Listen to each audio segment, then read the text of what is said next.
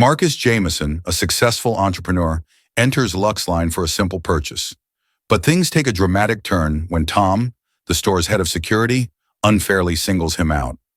What starts as a routine visit quickly exposes hidden prejudices, forcing both men to confront their actions.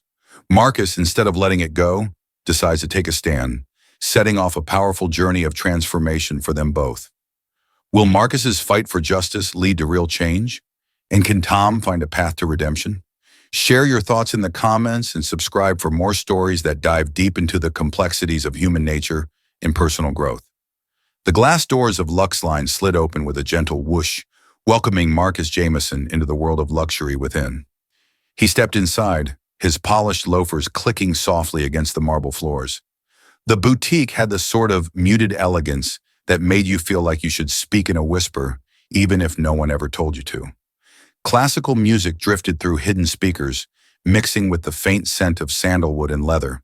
Display cases glinted under strategically placed lights, each containing timepieces and jewelry that would cost an average person a month's salary, if not more.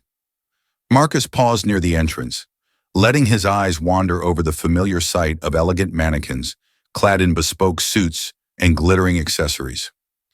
It had been some time since he had come to Luxline. Back when he was still building his business, he had spent countless hours in places like this, learning the trends, understanding the market, and studying the way high-end boutiques crafted their appeal. He knew the game well, knew what every element in the store was designed to do: make you want to belong and make you pay dearly for the privilege. He took a moment to adjust the collar of his jacket, a fine wool blend that fit perfectly but didn't shout wealth. It was Marcus's way. Understated but quality, a look that spoke to his confidence without flaunting his success. Today he had come to reward himself with a new watch, a timepiece he had been eyeing for months. After closing a major deal for his company, Horizon Luxuries, it felt like the right time. Yet as he moved further into the boutique, Marcus felt a subtle shift in the air. It was a feeling he knew well, the feeling of being watched. He glanced around discreetly, noticing the way a couple of sales associates glanced at him before quickly turning their attention back to other customers. Their eyes lingered just a little too long, their expressions politely guarded. It was as if they were trying to assess whether he truly belonged in this space. Marcus exhaled slowly, brushing off the irritation that threatened to rise. He had long since learned to hold his composure in these situations, to maintain a calm exterior even when the undercurrents of prejudice pulled at him. He made his way towards a display of high-end watches, admiring the sleek lines and gleaming dials. But as he bent down to get a closer look at a particular model, the shadow of a tall, broad figure fell over him. Tom Wilkins, Luxline's head of security, stood a few feet away, his arms crossed over his chest. He watched Marcus with a narrowed gaze, his expression a mix of skepticism and suspicion. Tom had been working at Luxline for nearly a decade, overseeing the flow of clientele with a sense of authority that came with his years on the job. Tall and broad-shouldered, he had the look of a man who was used to being in control, used to making quick judgments about people. He had learned to recognize the regulars, wealthy business people, celebrities, tourists with more money than they knew what to do with. But Marcus didn't quite fit into any of those categories. His casual confidence, his simple yet elegant clothes, they made him stand out. To Tom, it was the kind of confidence that didn't belong to someone who would easily drop a few $1,000s on a watch. From the moment Marcus had entered the store, Tom had felt a prickle of suspicion. He had seen customers like this before, people who came in just to browse, who lingered too long near the high-value items, who maybe slipped something into a pocket when they thought no one was looking.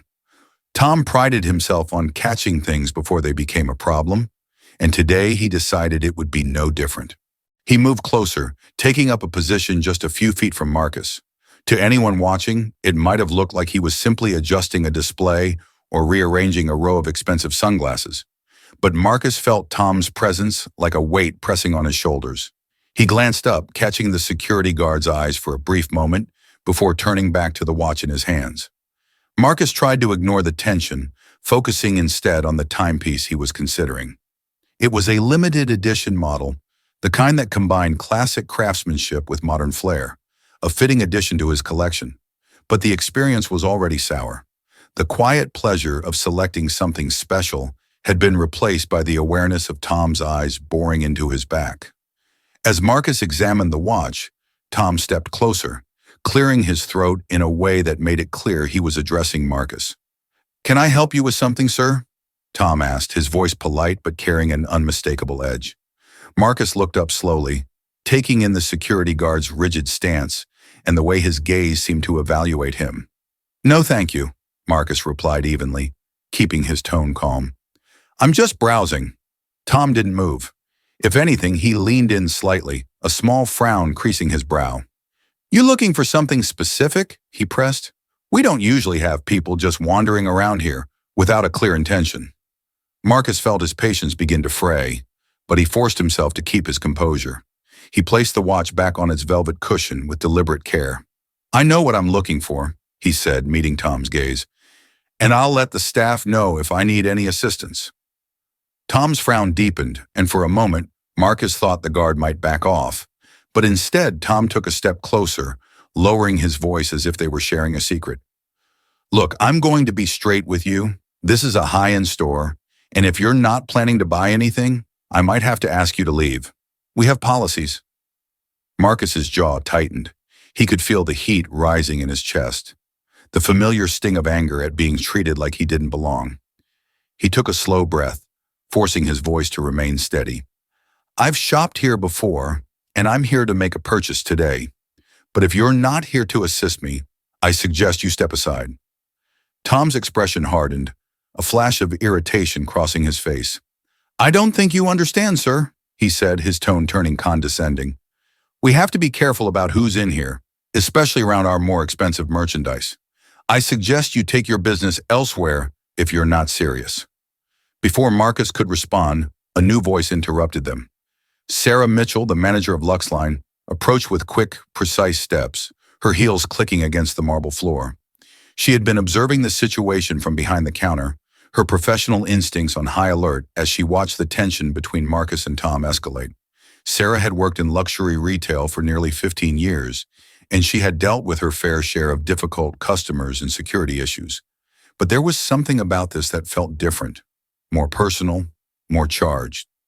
She stopped beside them, her expression poised but concerned. "Is there a problem here, gentlemen?" she asked, glancing between Marcus and Tom. Tom straightened, folding his arms over his chest. "Just explaining our store policies, ma'am," he said smoothly. "This gentleman doesn't seem to be here to buy anything, and we can't have people loitering around the high-value items." Marcus turned to face Sarah directly, keeping his voice calm but firm. "Actually, I was looking to buy a watch, but your security guard seems to think I don't belong here." Sarah's eyes widened slightly as she took in Marcus's composed demeanor, the sharp lines of his tailored jacket, and the expensive watch already on his wrist. She realized that this was no ordinary customer. Something about his face seemed familiar, but she couldn't quite place it. She offered Marcus a polite smile, though she felt a pang of unease. "I'm so sorry for the misunderstanding, sir," she said quickly. "Please feel free to take your time. If there's anything you need, I'd be happy to assist you personally." Tom opened his mouth to protest, but Sarah shot him a warning glance. He hesitated, the irritation still visible in his expression, but finally stepped back, retreating a few steps to observe from a distance. Marcus gave Sarah a brief nod of acknowledgement, but inside his frustration simmered. As Marcus resumed browsing, he noticed the shift in Tom's posture, the way he lingered nearby, his eyes never leaving Marcus's back. The whole exchange had left a sour taste in Marcus's mouth, but he forced himself to stay focused. He wasn't about to let a security guard's assumptions ruin his experience or drive him out of a store where he had every right to be. Sarah hovered nearby, trying to maintain an air of professionalism, even as she sensed the tension that still crackled between Marcus and Tom. She wished she could address the situation more directly, but she knew that any further escalation could damage the store's reputation. Instead, she focused on making sure Marcus received the kind of service he deserved, something she hoped would smooth over the rocky start to his visit. Marcus, however, had no intention of letting the matter rest. He could feel the eyes of other customers turning towards him, their curiosity piqued by the interaction. It was a feeling he knew too well, the humiliation of being treated as if he were out of place, as if his presence were an intrusion. But he had learned long ago how to harness that feeling, how to turn it into a quiet determination that carried him through situations like this. After selecting the watch he wanted to purchase, Marcus approached the sales counter, handing the timepiece to Brian, a young sales associate who had been watching the earlier exchange with wide eyes. Brian's hands trembled slightly as he took the watch, glancing nervously between Marcus and Tom, who still hovered near the entrance. Marcus kept his voice level, but there was a sharpness to his tone that made Brian straighten up. "I'd like to buy this watch," Marcus said, placing his black credit card on the counter with a sense of finality. The card bore his name, Marcus Jameson, embossed in gold lettering. Brian swallowed, nodding quickly. "Of course, sir. I'll process this right away," he said, fumbling slightly as he began the transaction. From across the room, Tom's eyes narrowed as he caught sight of the card. He shifted uncomfortably, a frown creasing his face. The name nagged at the edges of his memory, but he couldn't quite place it. As the transaction continued, he pulled out his phone discreetly, typing Marcus's name into a search engine. When the results loaded, Tom's face went pale. The name he had dismissed now appeared alongside articles about Horizon Luxuries, one of the most successful luxury lifestyle companies in the country.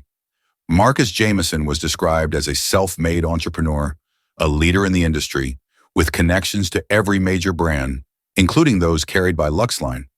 He wasn't just a customer, he was a power player in the very world that Tom thought he understood so well. Tom's hands shook as he slipped his phone back into his pocket, a chill creeping up his spine.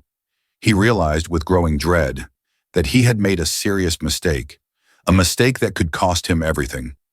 Tom Wilkins leaned against the doorframe of the break room, his heart pounding in his chest. He had spent the last few minutes obsessively scrolling through the articles and profiles of Marcus Jameson on his phone. It was a name he should have recognized immediately, someone who didn't just belong in a place like Luxline, but whose business empire was interwoven with the very brands that defined the store's identity. Tom's mind raced as he replayed the confrontation with Marcus in his head. He had been so certain, so confident that he was just doing his job. And yet, now that he knew who Marcus really was, the weight of his mistake crushed down on him like a physical burden. This wasn't just some casual shopper he had misjudged. It was a man with the power to destroy his career and perhaps the store's reputation along with it. Tom took a deep breath, trying to steady himself, but the sense of dread was overwhelming. He looked at the door to the break room, half expecting Sarah, the manager, to walk through any minute and fire him on the spot.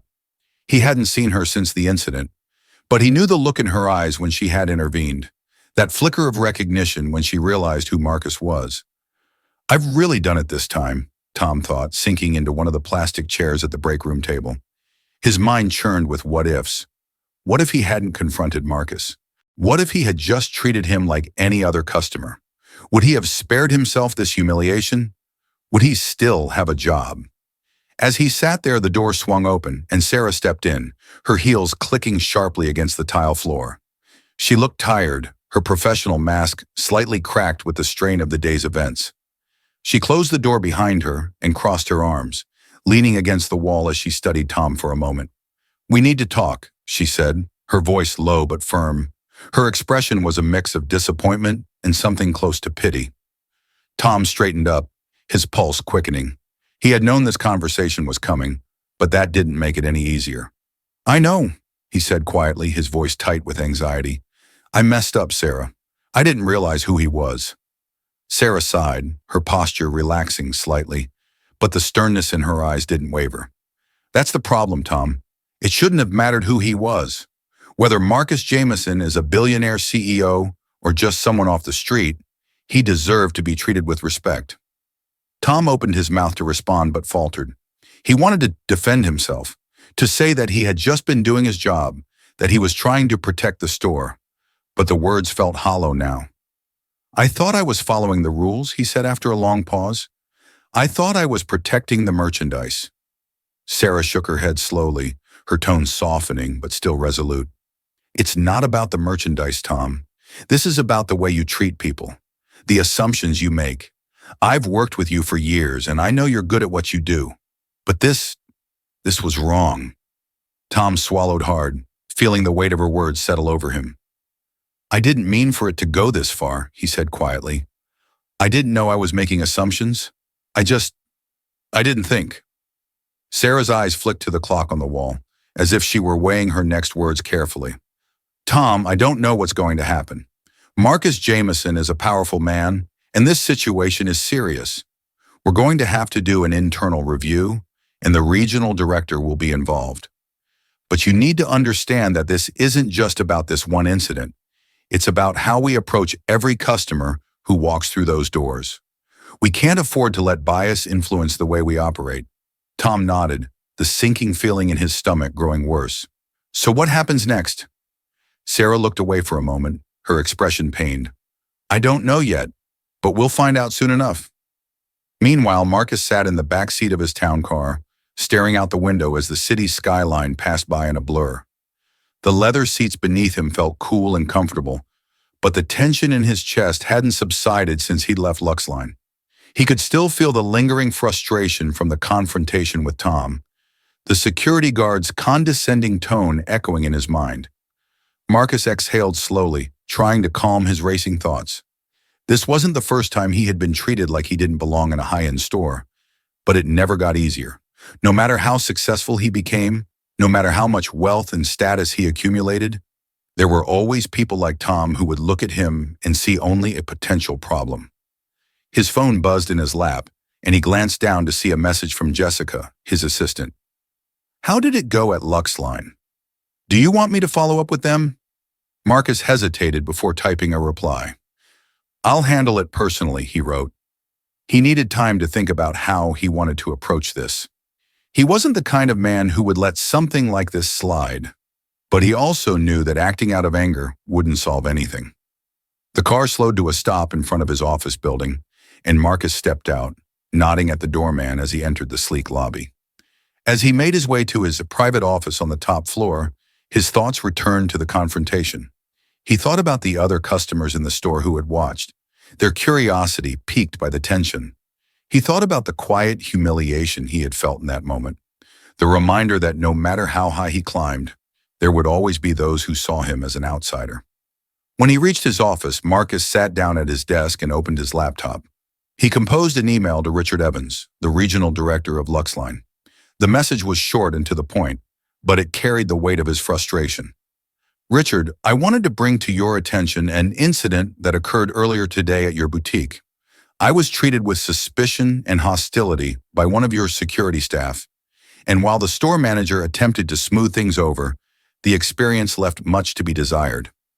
I understand that mistakes happen, but I believe this points to a deeper issue of how your staff approaches customers, particularly those who may not fit the typical profile of your high-end clientele.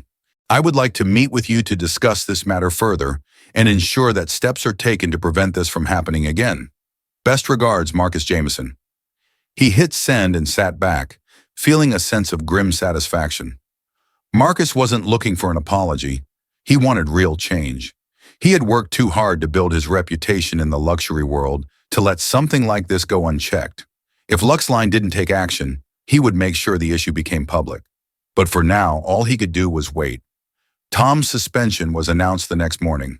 He had barely slept the night before, tossing and turning as he replayed the incident in his mind, each moment weighing heavier with the realization of what he had done. When Sarah called him into her office, her expression was serious but not unkind.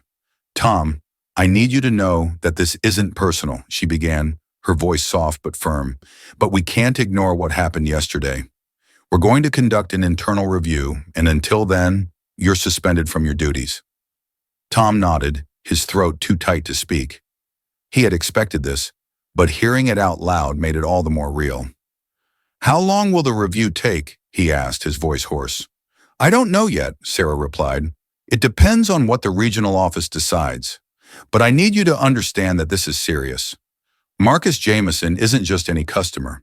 He has influence in this industry, and we can't afford to let this situation escalate. Tom's stomach churned with anxiety. He had known that Marcus was powerful, but the full weight of that realization was only now beginning to sink in. He had jeopardized not only his job, but possibly the store's entire reputation. After leaving Sarah's office, Tom packed up his things and walked out of the store, his footsteps heavy. The whispers of his co-workers followed him as he left, their curiosity and pity palpable. He couldn't shake the feeling that this was the beginning of the end for him, that no matter how the review turned out, his time at Luxline was over. Across town, Marcus was preparing for his meeting with Richard Evans, the regional director of Luxline. The email response from Richard had been swift and professional, acknowledging the seriousness of the situation and offering to meet in person to discuss the matter further. The meeting took place in the Luxline regional office, a sleek, modern building with floor-to-ceiling windows that overlooked the city skyline. Marcus arrived early, taking a moment to gather his thoughts before stepping inside. He knew that this meeting would set the tone for how Luxline handled the situation moving forward, and he wasn't about to let them off the hook easily. When Marcus was shown into the conference room, Richard Evans was already waiting, along with Sarah and a few other high-level managers. Richard stood to greet him, offering a firm handshake and a warm smile, though Marcus could sense the tension beneath the surface. "Mr. Jameson, thank you for taking the time to meet with us," Richard said, gesturing for Marcus to sit. "We deeply regret the incident that took place in our store, and I want to assure you that we are taking this matter very seriously." Marcus nodded, but he remained reserved. "I appreciate that, Richard. But I'm not just looking for an apology. I want to know what concrete steps Luxline is going to take to ensure that this doesn't happen again, to me or to anyone else." Richard exchanged a glance with Sarah, then leaned forward, folding his hands on the table. "We've already begun implementing additional training programs for our staff, focused on unconscious bias and customer relations. We understand that our employees need to be better equipped to handle situations like this with sensitivity and professionalism." Sarah spoke up, her voice calm but earnest. "We're also reviewing our internal policies to make sure that we're creating a more inclusive environment for all of our customers. This isn't just about avoiding mistakes. It's about fostering a culture of respect." Marcus listened carefully, appreciating the effort they were making, but he wasn't convinced that it would be enough. "I'm glad to hear that you're taking action, but I'll be keeping a close eye on the progress. I've built my career on integrity, and I expect the same from the companies I choose to associate with. If I don't see real, lasting change, we'll have a much bigger problem on our hands." Richard's smile faltered slightly, but he nodded. "We understand, Mr. Jameson, and we're committed to making sure that Luxline lives up to the high standards you and all of our customers deserve." The meeting continued for another hour, with Marcus outlining his expectations and Richard assuring him that Luxline would take the necessary steps to address the underlying issues. By the time Marcus left, he felt cautiously optimistic that real progress would be made, but he also knew that the journey was far from over. In the weeks that followed, Luxline underwent a noticeable transformation. True to their word, Richard Evans and Sarah Mitchell rolled out a series of mandatory training sessions for all staff, focusing on diversity, equity, and inclusion. These sessions were led by experienced consultants who helped employees recognize and address their unconscious biases, teaching them how to engage with customers more thoughtfully. The atmosphere in the store shifted, albeit slowly. Some employees, like Brian, the young sales associate who had handled Marcus's purchase, approached the training with an open mind, eager to learn and improve. Others, however, were less enthusiastic, treating the sessions as a box to be checked rather than an opportunity for growth. Sarah kept a close watch on the staff, observing their behavior and making note of who seemed genuinely committed to change. She knew that the real test would come not in the classroom, but on the sales floor, where old habits were hardest to break. Marcus, too, remained involved, receiving regular updates from Sarah and Richard about the store's progress. He had no intention of allowing Luxline to slip back into its old ways, and his presence kept the pressure on the store's management to maintain their commitment to improvement. One afternoon, Sarah invited Marcus to sit in on one of the training sessions. Marcus arrived quietly, taking a seat at the back of the room as the instructor began the day's lesson. The session focused on the subtle ways in which bias could manifest, how a glance, a tone of voice, or a lingering doubt could shape interactions in ways that were harmful, even when unintended. As Marcus listened to the discussion, he could see some of the employees nodding in understanding, while others remained stiff and uncomfortable. But the fact that they were engaging at all was a step in the right direction. After the session ended, Sarah approached Marcus, offering a small smile. "Thank you for coming today," she said. "I know this process is far from over, but I think we're moving in the right direction." Marcus nodded, his expression thoughtful. "You are," he said. "But remember, real change takes time. It's easy to attend a training session and say the right things, but what matters is what happens when no one's watching." Sarah's smile faded slightly, but she nodded in agreement. "I know. I'll keep pushing." For Tom, the suspension felt like a slow descent into isolation. Each day stretched into the next, a haze of regret and self-doubt clouding his thoughts. He had spent years at Luxline, believing that he was doing his job well, that he was keeping the store safe, but now he couldn't shake the feeling that he had been wrong all along. He thought back to the incident with Marcus, replaying every moment in his mind. The way he had approached Marcus with suspicion, the way he had assumed that he didn't belong. It was all so clear now, so painfully obvious that he had let his own biases cloud his judgment. Tom had always prided himself on being vigilant, on catching things before they became a problem. But now he realized that his vigilance had turned into something more insidious. He had been so focused on protecting the store's merchandise that he had forgotten about the people behind the purchases, the customers who deserved to be treated with respect, no matter who they were or what they looked like. His thoughts weighed heavily on him as he sat in his small apartment, staring blankly at the TV. He had tried to distract himself with shows and movies, but nothing held his attention for long. His mind kept drifting back to Marcus, to the way he had stood his ground in the store, refusing to be intimidated. Tom had seen plenty of customers back down when confronted by security, but Marcus had been different, calm, composed, and quietly powerful.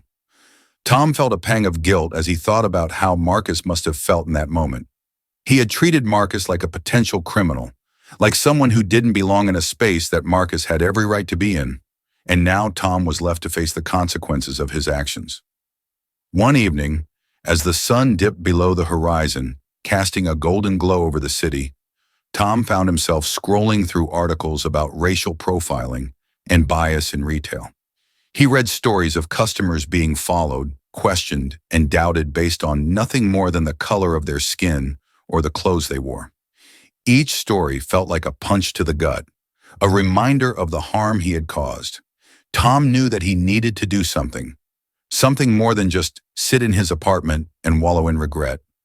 He needed to take responsibility for his actions, to make amends in whatever way he could. The days following Tom's suspension blurred into a haze of restless thoughts and sleepless nights. For years, his identity had been tied to his role as head of security at Luxline, and now that role had been stripped away, leaving him feeling adrift. The routine that once anchored him was gone, replaced by the constant churn of regret and uncertainty. He found himself pacing the small confines of his apartment, replaying the incident with Marcus Jameson over and over in his mind. Every detail seemed sharper now. Tom's dismissive tone, Marcus's calm but piercing response, the way the store had seemed to close in around them as the confrontation unfolded.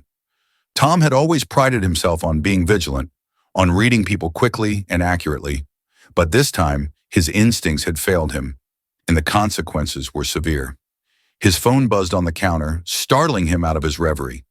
It was a message from one of his former colleagues at Luxline, a simple, "How are you holding up?" that carried with it the weight of everything Tom had been avoiding. He had cut himself off from his co-workers, too ashamed to face the questions he knew they must be asking. Even though some of them had sympathized with him, others had made it clear that they believed he had crossed a line. Tom ignored the message, staring instead at the small stack of unopened bills on his kitchen table. His suspension wasn't paid, and the longer the internal review dragged on, the more precarious his financial situation became. But worse than the fear of losing his job was the gnawing sense of guilt that had taken root deep inside him. He thought back to the diversity and bias training sessions he had attended over the years. Back then, he had seen them as little more than corporate formality, something to sit through and nod along to before getting back to the real work of securing the store. Now he understood just how blind he had been, how much he had failed to learn. Unable to shake the weight pressing down on him, Tom made a decision. He pulled out his laptop and began searching for community resources on bias, racial profiling, and inclusion. If he was going to make things right, he had to start by educating himself by understanding the harm he had caused, not just to Marcus, but to others he had likely treated the same way over the years. Marcus sat in his spacious office, the soft hum of the city beyond the large windows barely audible against the quiet focus of his thoughts. He had spent the past few days in meetings, dealing with the various aspects of his growing business empire, but the incident at Luxline still weighed on his mind. The more he thought about it, the more he realized that what had happened to him was just one small part of a much larger problem. This isn't just about me, Marcus reminded himself. He knew that his influence, his name, carried weight in the luxury industry, but he also knew that there were countless others who didn't have that same privilege. How many people, like him, had been followed in boutiques? How many had felt the sting of suspicion when they should have been treated as valued customers? Marcus was determined to ensure that his experience wouldn't be dismissed as an isolated event. Jessica, his assistant, knocked softly on the door before stepping inside. "I have the latest report from Luxline," she said, handing him a folder. "They've started implementing the changes you discussed with Richard Evans. There's a lot of progress being made." Marcus nodded, flipping through the report. Inside were detailed descriptions of the new training programs Luxline had introduced, as well as the revised customer service policies designed to make the store more welcoming and inclusive. There were metrics showing increased diversity in their hiring practices and customer feedback surveys that highlighted the positive shift in the store's atmosphere. "They're definitely trying," Marcus said, leaning back in his chair. "But we'll see how long it lasts." Jessica gave him a small smile. "You've already made an impact. That's more than most people can say." Marcus appreciated her words, but he wasn't satisfied yet. He knew that real change didn't happen overnight. It required sustained effort, and more importantly, it required accountability. He had seen too many companies make promises of reform only to revert to old habits once the initial pressure subsided. "I'm going to keep monitoring this," Marcus said, closing the folder and setting it aside. "But I also want to take this further. We need to look at the whole industry, not just Luxline. This kind of thing happens everywhere, and if we can set a new standard for how luxury retailers treat their customers, maybe we can start to change the culture." Jessica nodded, jotting down notes. "I'll start reaching out to our contacts in the industry. We could set up some panels, maybe partner with other brands on diversity initiatives." "Good," Marcus said, his mind already racing ahead. He had always been driven, but this felt different. This felt like a responsibility. It wasn't just about business anymore. It was about creating an environment where everyone, regardless of background or appearance, could feel valued. As Jessica left the office, Marcus glanced at the stack of letters on his desk. One envelope caught his eye, a plain white one with no return address. He opened it, unfolding the letter inside. The handwriting was messy, scrawled on uneven lines, but the message was clear. "Mr. Jameson, I know I'm the last person you want to hear from, but I needed to write this. I'm sorry for the way I treated you at Luxline. I've spent a lot of time thinking about what I did, and I realize now that it was wrong. More than wrong, it was harmful. I've been attending workshops and learning about bias, and I'm trying to change. I don't expect forgiveness, but I wanted you to know that I'm doing the work." Tom Wilkins. Marcus sat back, folding the letter neatly and setting it on his desk. He wasn't sure how he felt reading Tom's words. Part of him was still angry, still frustrated by how he had been treated. But another part of him recognized the vulnerability in the letter, the fact that Tom was taking steps to understand the harm he had caused. Marcus knew that change wasn't easy, and it wasn't immediate, but he also knew that it had to start somewhere. Perhaps Tom was beginning that journey, just as Marcus was working to push the industry towards something better. Tom sat in the back of a dimly lit community center, listening as the workshop facilitator spoke about implicit bias and the ways it could affect people's actions without them even realizing it. The room was filled with people from all walks of life: teachers, social workers, business professionals. each of them grappling with their own role in the systemic issues that permeated society. At first, Tom had felt out of place in these workshops. He had come because he knew he needed to, not because he had fully understood what he was walking into. But as he listened to the stories of others, people who had experienced the same kind of profiling that Marcus had gone through, he began to realize just how deeply rooted his own biases were. The facilitator, a middle-aged woman with a calm yet commanding presence, continued to speak about the difference between intent and impact. "You may not intend to harm someone with your actions," she said, "but that doesn't change the fact that harm was done. We have to acknowledge that, own it, and do better." Tom shifted in his seat, feeling the weight of her words settle over him. He thought about all the times he had made snap judgments about customers at Luxline, the times he had followed someone around the store because of how they looked, the times he had assumed someone couldn't afford the items they were browsing. Each memory felt like a small betrayal of the values he thought he held. After the session ended, Tom lingered behind, watching as the other attendees slowly filtered out of the room. He wasn't sure why he stayed. Perhaps it was the need to reflect, or perhaps it was the hope that if he stayed long enough, he might figure out a way to make things right. The facilitator noticed him lingering and approached. "You've been quiet," she said, her tone gentle but inquisitive. "Is there something on your mind?" Tom hesitated for a moment, unsure of how much to reveal. But then, in a rush of words, he told her about the incident at Luxline, about Marcus Jameson, and about the guilt that had been gnawing at him ever since. "I thought I was doing my job," Tom said, his voice tight with emotion. "I thought I was protecting the store, but now I see that I was wrong. I made assumptions. I profiled him." The facilitator listened quietly, nodding as Tom spoke. When he finished, she placed a hand on his shoulder. "The fact that you're here, that you're reflecting on your actions is an important step," she said, "but the real work begins with what you do next. How are you going to take what you've learned and apply it to your life?" Tom swallowed hard, the enormity of the question weighing on him. "I don't know yet," he admitted, "but I want to do better. I want to change." Months later, Marcus was invited to speak at a community event focused on diversity and inclusion in business. The event was held at a local nonprofit organization, a gathering of professionals from various industries, all looking to learn from one another and share their experiences. When Marcus arrived, the atmosphere was warm and welcoming. People approached him, thanking him for his work in pushing the luxury industry toward greater inclusivity. He shook hands, exchanged pleasantries, and listened as others told him how his story had inspired them to make changes in their own businesses. As the event began, Marcus took the stage to deliver his keynote speech.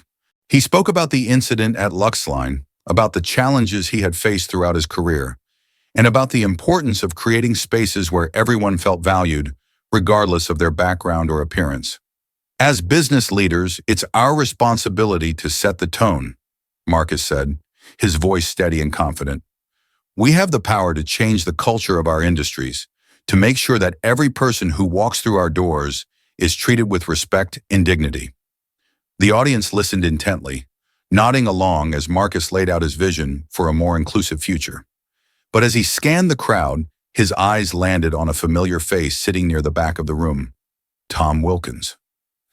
Tom sat quietly, his hands clasped in his lap, watching Marcus with a mixture of awe and apprehension. He hadn't expected to see Marcus here, but when he had heard about the event, something inside him had urged him to attend. He didn't know what he hoped to gain from it, perhaps some closure, perhaps just the chance to hear Marcus's perspective firsthand. After the speech, Marcus mingled with the crowd, shaking hands and answering questions. Tom lingered on the edges of the room, unsure if he should approach. He didn't want to impose, but something inside him, perhaps a need to finally confront his own actions, compelled him to walk over. "Mr. Jameson," Tom said, his voice faltering slightly as he approached, "I didn't expect to see you here."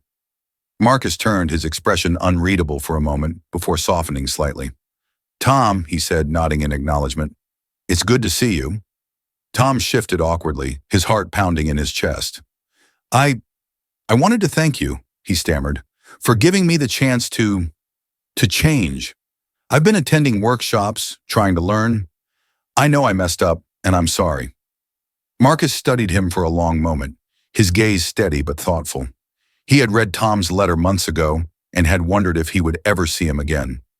Now, standing face to face with the man who had once made him feel so unwelcome, Marcus felt a mixture of emotions: anger, sympathy, and something close to forgiveness. "I appreciate that, Tom," Marcus said finally, his tone measured. "But it's not just about me. It's about how you move forward from here, how you take what you've learned and apply it in your life." Tom nodded, his throat tight with emotion.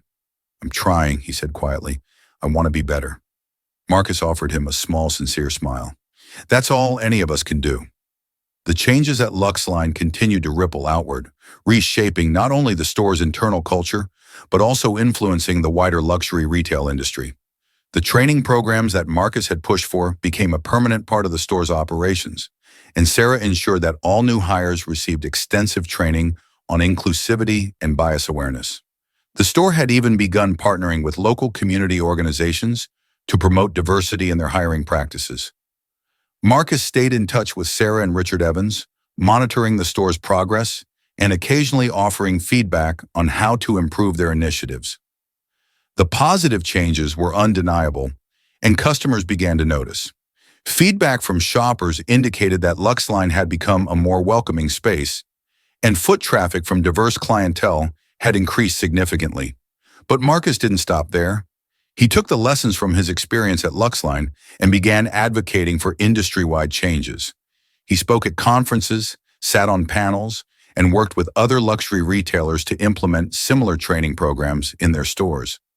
His influence grew not just as a businessman, but as a leader in the movement for inclusivity and respect in the luxury market. One afternoon, Marcus decided to visit Luxline again, unannounced. He hadn't been back since the incident, but he wanted to see for himself how the store had evolved. When he walked through the glass doors, the staff greeted him warmly, but there was no longer the undercurrent of suspicion that had once colored his experience. As he browsed the displays, Marcus noticed a young sales associate assisting a customer with genuine enthusiasm, offering thoughtful advice without any hint of condescension. The change was palpable, and for the first time in a long while, Marcus felt at ease in the boutique. Sarah spotted him and approached with a smile. "Mr. Jameson, it's great to see you," she said. "I hope everything's to your satisfaction." Marcus nodded, returning her smile.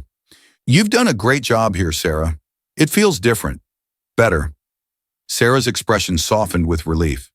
"Thank you. We've worked hard to make sure that what happened to you doesn't happen to anyone else. I hope we've earned back your trust." Marcus looked around the store, taking in the welcoming atmosphere, the respectful interactions between staff and customers. He had fought for this change, and now, seeing it in action, he felt a quiet sense of pride. "You have," Marcus said, "but keep doing the work. This is just the beginning."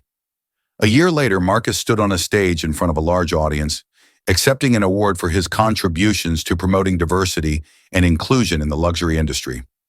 The applause echoed through the room, but Marcus's mind was focused on the journey that had brought him here. The confrontation at Luxline, the changes he had fought for, and the people he had met along the way. As he looked out into the crowd, his eyes landed on a familiar figure, Tom Wilkins, sitting quietly near the back of the room. Their eyes met, and in that brief moment, there was an unspoken acknowledgement between them.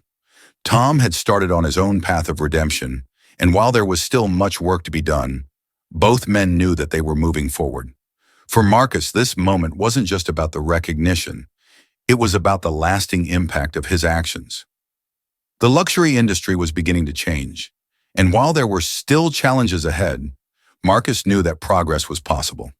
He had turned a moment of humiliation into an opportunity for growth, not just for himself, but for others. As the event concluded, Marcus stepped off the stage, greeted by a sea of well-wishers. But his mind was already on the next step, the next conversation, the next fight. Change, after all, was never finished. It was a journey, one that he was committed to walking for as long as it took.